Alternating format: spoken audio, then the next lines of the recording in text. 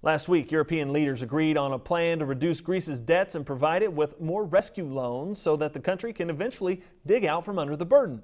In a global economy, what's the impact on U.S. farmers? Farm Director Al Pell looks for answers in this morning's analysis. Chip Dellinger from the Blue Reef Agri-Marketing is going to fill me in on what really happened in Europe this last week. Well, I'm certainly not an expert, but my take on the European issue was they did put a temporary Band-Aid on things. And that's really what the financial market wanted to see. We saw strong rallies in the financial markets to close the week out, both here and in Europe. But my fear is that going forward, they didn't give us a lot of answers. They gave us some headlines and made the market feel better for the short term, but they didn't give us a lot of concrete details on how they're going to do that. My fear going forward over the next several weeks is that if you get one or more countries kind of backing out of the deal or dragging their feet a little bit or more downgrades on any sovereign debt, that whole agreement and the good news we were cheering this past week could really fall by the wayside, and you could see a whole nother wave of liquidation and problems out of Europe. There's been all sorts of analogies. People saying it's kicking a can down the road, putting it off and all this kind of thing, and having another meeting next month because we like the food and that sort of stuff. And do you see some of that continuing? You do, you're saying with your face.